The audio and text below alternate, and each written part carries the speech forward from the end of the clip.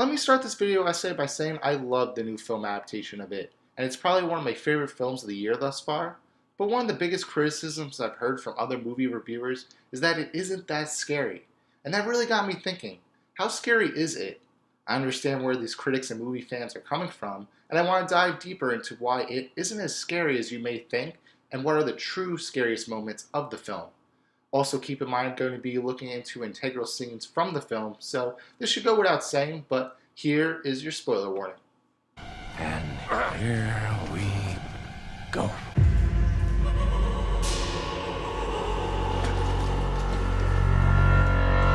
It has been praised for its lack of jump scares, or rather false jump scares. The false jump scare is a common horror trope used to make a film appear scarier than it really is. This is achieved by building onto a moment where something is going to jump out at you, but have the source of that moment be inherently not scary, in order to give the audience a sigh of relief, to only scare them again a few beats later. This style of horror filmmaking has been done to death and has tired many film fans. Luckily, it doesn't have any false jump scares, but it does have effective jump scares. This makes the scares themselves feel more earned, as it gives the viewer an important element that the false jump scares lack. Payoff, which is essentially the punchline to a horror scene. So if director Andy Muschietti is crafting such effective jump scares, why is it not that scary?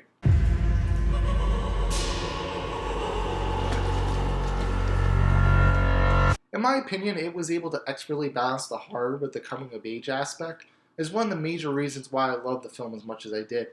Stephen King's knack for writing realistic child dialogue, given his likeness in Stand By Me, and the success of films like The Goonies and The Sandlot, as well as the recent success of Stranger Things, of which it shares a lot in common with, it's easy to see how this portion of the film not only resonated with me, but with a large sum of the film-going community. However, given how frequent the kids crack wise, or make light of certain situations that they find themselves in order to get the group as a whole to partake in these questionable circumstances of the film, creates issues in our investment.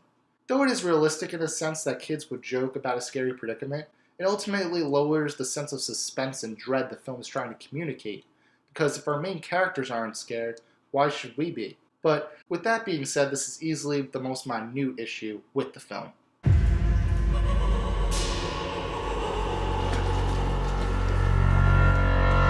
It is undoubtedly an ensemble piece with 7 outstanding young child actors that make up the Losers Club, but it's the sheer number of characters that creates one of the biggest issues when it comes to the scare factor of the film.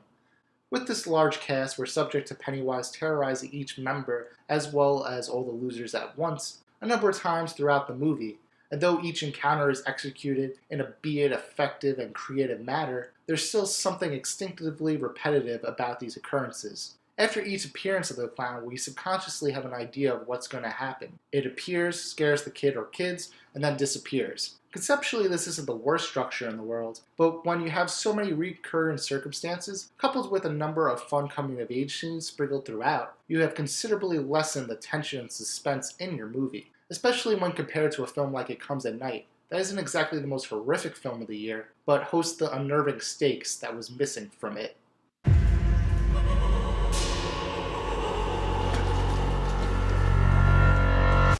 My dad asked me once who I thought was scarier, Freddy Krueger or Jason Voorhees, and without hesitation I would say Freddy, but he would counter by saying that Jason was scarier because before he got all supernatural in the sequels, he could have been anyone.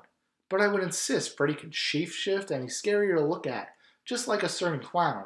But the next thing my father said was Freddy isn't real. You could tell by looking at him and the things that he does. There's no way that would be possible. But Jason could be your next door neighbor with a hockey mask. As a kid I didn't get it, but having grown up and seen some of the true horrors of the world, I can see what he was getting at, and is key to why it isn't that scary. Let's take a look at what I consider to be the scariest jump scare in the film, the projector scene. Not only was the scene teased beautifully in the trailer with this quasi-realistic fear of a projector not working, but is heightened by a giant Pennywise head, bursting out of the screen like a sick twisted version of Spy Kids 3D. I consider this scene to be the most effective jump scare in the film, because it's really the only scene we assume the worst is behind us, and that's when the final scare hits. However, the biggest fault of this scene is that after that truly scary moment, the clown is gone, and because of the previous scenes, we can assume that Pennywise won't show up again until the next scary scene. Thus, the fear and suspense completely dissipates once the sunlight strikes the garage.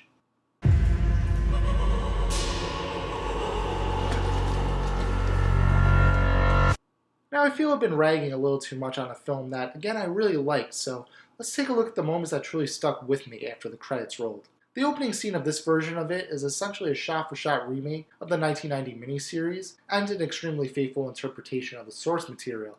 Thus, we were all watching with an idea of what's inevitably going to happen to Georgie, simply because it's been engraved into pop culture, resulting in one of the longest and most dreadful scenes in the movie.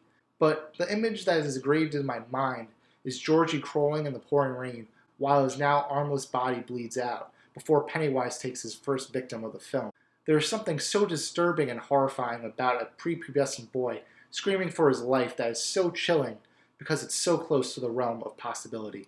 The same could be said for the scene where Bev has to fight off her abusive father.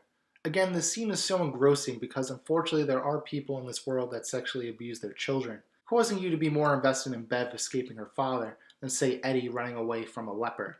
But the scene that takes the cake as the hardest scene to watch has to go to Bill killing Georgie in the finale. This scene alone brought me within inches of tears. As someone who has two younger brothers, the idea of killing one's own blood is scarier than anything it can manifest.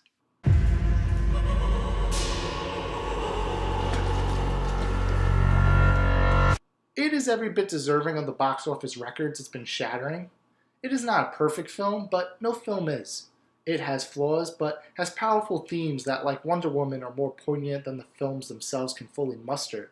So when your friends that are too chicken to go see it ask you how scary the movie was, tell them how good it was. Because if a movie is great, does it really matter how scary it is? So those are my thoughts on it. Do you agree? Disagree? Let me know down in the comments below. And let me know if you'd like to see more videos like this. Be sure to click right here to see my last video called August in a Nutshell, where I took a look at all the films I saw that past month and gave my thoughts on those films in just 30 seconds. And be sure to look out for my next In a Nutshell video that comes out towards the end of September. Also be sure to subscribe if you haven't already, and check out my social media links down in the description below. Until next time, don't forget to watch some movies.